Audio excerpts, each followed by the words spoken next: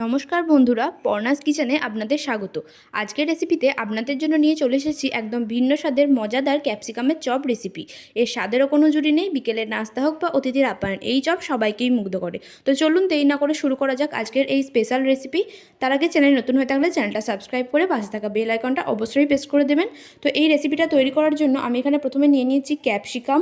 এই ক্যাপসিকামগুলোকে দেখো, ছোট থেকে মাঝারি সাইজের যে কোনো একটা ক্যাপসিকাম নিয়ে নিলেই হলো। এখানে আমি 5টা ক্যাপসিকাম নিয়ে নিয়েছি। এরপর ক্যাপসিকামগুলোকে ভালো করে ধুয়ে ঠিক এইভাবে কেটে নেব। সমস্ত বীজগুলোকে কিন্তু আলাদা করে দেব, আর ক্যাপসিকামটাকে এইভাবে কেটে ভালো করে আরও একবার ধুয়ে নেব। এরপর এখানে চলো পুরটা তৈরি করে নিই। তো পুর তৈরি করার জন্য প্রথমে কড়াই এখানে আমি দিয়ে দিচ্ছি সর্ষের তেল। তেলটা গরম হয়ে এলে এখানে আমি দিয়ে দেবো 4টে মতো শুকনো লঙ্কা, আর দিয়ে দেবো 1 চামচ মতো জিরে ফোড়নে। এরপর এটাকে একটু ভাজা ভাজা হয়ে এলে এখানে আমি দিয়ে দিচ্ছি কাঁচা লঙ্কা 2টো চিঁড়ে, আর দিয়ে দিচ্ছি পেঁয়াজ, একটা মিডিয়াম সাইজের পেঁয়াজকে এইভাবে কেটে নিয়ে আমি এরপর পেঁয়াজটাকে ভেজে নেবো। অর্থাৎ পেঁয়াজটা যতক্ষণ একদম নরম হয়ে যাচ্ছে ততক্ষণ পর্যন্ত কিন্তু এটাকে আমি মিডিয়াম ফ্লেমে রেখে ভাজতে থাকবো।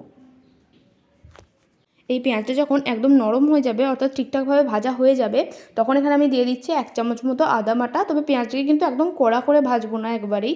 এরপর আদা বাটাটা দিয়ে আরও একবার ভালো করে নাড়িয়ে চাড়িয়ে নিয়ে এখানে আমি দিয়ে দিচ্ছি সেদ্ধ করে স্ম্যাশ করে রাখা আলু। এখানে আমি আলুটাকে খুব ভালো করে সেদ্ধ করে নিই, তারপর সেটাকে স্ম্যাশ করে এখানে আমি দিয়ে দিচ্ছি। এবার চপ তো যদি বেশি তৈরি করা হয় তাহলে আলুর পরিমাণ বেশি লাগবে, আর কম করা হলে আলুর পরিমাণটা কম লাগবে। এরপর এখানে দিয়ে দিচ্ছি 1 চামচ মতো হলুদ গুঁড়ো, আর এখানে দিয়ে দেবো অল্প কিছুটা কাশ্মীরি লঙ্কার গুঁড়ো। এরপর খুব ভালোভাবে আরও একবার মিশিয়ে নেব আমি এগুলোকে। এরপর এই যে আমি পুরটা তৈরি করছি, সেই পুরটাকে কিন্তু বেশ কিছুক্ষণ ধরে ভালো করে কড়াইয়ে এভাবেই নেড়ে চেড়ে যেতে হবে।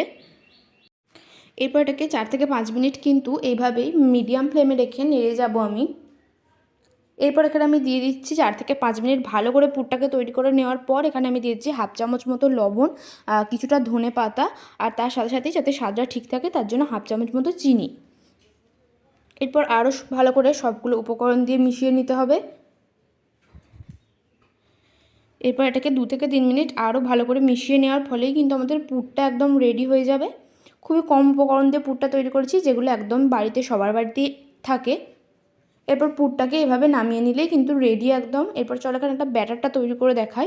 তো তার জন্য একটা বড় সাইজের পাত্রে আমি নিয়ে নিচ্ছি 3 থেকে 4 চামচ মতো বেসন। চপ যদি বেশি করা হয় তাহলে বেসনের পরিমাণটাও কিন্তু বেশি লাগবে, আর ব্যাটারটা কিন্তু আমি একটু মোটা করেই গুলবো, তার ফলে কিন্তু বেসনটা অনেকটাই বেশি লাগবে। এরপর এখানে আমি দিয়ে দিচ্ছি 1.5 চামচ মতো চালের গুঁড়ি মচমচে হওয়ার জন্য, আর দিয়ে দেবো ছোটো চামচের 1 চামচ মতো কালো জিরে। তার সাথে সাথে এখানে দিয়ে দেবো অল্প একটু নুন। এরপর খুব ভালো করে শুকনো উপকরণগুলোকে মিশিয়ে নিতে হবে। শুকনো উপকরণকে খুব ভালো করে মিশিয়ে নেওয়ার পর জল দিয়ে এটাকে আমি তৈরি করে নেবো ব্যাটারটা। আর ব্যাটারের ঘনত্বটা ঠিক কেমন হবে সেটাও তোমাদের দেখাবো। এটা কিন্তু একদমই খুব বেশি পাতলা করা যাবে না। তো এই যে দেখো ব্যাটারটা তৈরি হয়ে গেছে। এখানে আমি একদম এরপর অল্প একটু বেকিং সোডা দিয়ে দিচ্ছি। বেকিং সোডা দিয়ে এটাকে খুব ভালো করে নাড়িয়ে নিতে হবে আমাদের। তো এই যে দেখো ঘনত্বটা ঠিক এরকম হবে কিছুটা। তো এরপর যে ক্যাপসিকামগুলোকে আমি কেটে রেখেছিলাম, সেই ক্যাপসিকামগুলো একটা করে নিয়ে নিয়ে যে পুরটা আমি তৈরি করেছিলাম সেই পুরটাকে ঠান্ডা করতে দিয়ে দিয়েছিলাম। ঠান্ডা করে তারপর এটাকে আমি এই ক্যাপসিকামের ভেতরে এইভাবে ভালো করে চেপে চেপে দিয়ে দিচ্ছি। এটাই কিন্তু পুর, আর এভাবেই কিন্তু চপটা তৈরি হবে। তো প্রত্যেকটা ক্যাপসিকামকে নিয়ে এইভাবে পুরটাকে ভালো করে ভেতরে আমি চেপে চেপে দিয়ে দেবো, যার ফলে এটা কিন্তু একদমই বেরিয়ে যাবে না তেলে ভাজার সময়। তো প্রত্যেকটাকেই খুব ভালো করে এইভাবে করে নিতে হবে। এরপর আমি কড়াইয়ে দিয়ে দেবো সাদা তেল। তোমরা চাইলে এটা সর্ষের তেলেও ভাজতে পারো। সাদা তেল, বেশ কিছুটা সাদা তেল দিয়ে দিলাম। তো তেলটাকে এবার গরম হতে দেবো। প্রথমে হাই ফ্লেমে তেলটাকে গরম করে নেব, তারপর এটাকে মিডিয়াম ফ্লেমে দিয়ে দেবো গরম হলে। তো এইভাবে দেখো এরপর ক্যাপসিকামের ভেতর যে পুরটা দিয়েছিলাম সেটা দিয়েই একবার আমি ব্যাটারটা দিয়ে খুব ভালোভাবে এটাকে মাখিয়ে নিচ্ছি। আর ব্যাটারটা কিন্তু যদি এখানে পাতলা করা হতো তাহলে কিন্তু ক্যাপসিকামের গায়ে এই বেসনটা অর্থাৎ ব্যাটারটা খুব ভালো করে লাগতো না, তার ফলে কিন্তু এটা একটু বেশ মোটা করে তৈরি করা হয়েছে। তো এইভাবে তৈরি করে আমি খুব ভালো করে ব্যাটারটাতে ক্যাপসিকামগুলোকে মাখিয়ে নিয়ে এভাবে আমি তেলে ছেড়ে দিচ্ছি।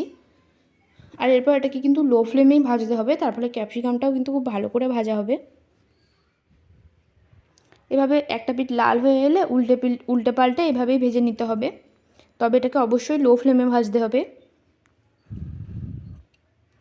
এভাবে প্রত্যেকটা চপকে আমি ভেজে নেবো। আর এই ক্যাপসিকামের চপ কিন্তু খেতে অসাধারণ হয়। তোমরা বাড়িতে অবশ্যই একবার ট্রাই করে দেখো, আমি বলছি ভালো লাগবে। তো এইভাবে তুলে নেওয়ার পর আমি এখানে আরও একটা দিয়ে দিয়েছি।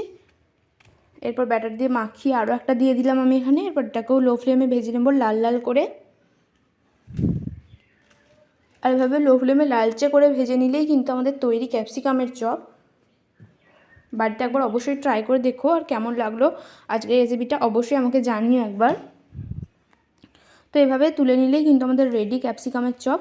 ভিডিওটা ভালো লাগলে ভিডিওটাতে অবশ্যই একটা লাইক করে দিও, আর অবশ্যই আমাকে জানিও কেমন লাগলো আজকের ভিডিওটা।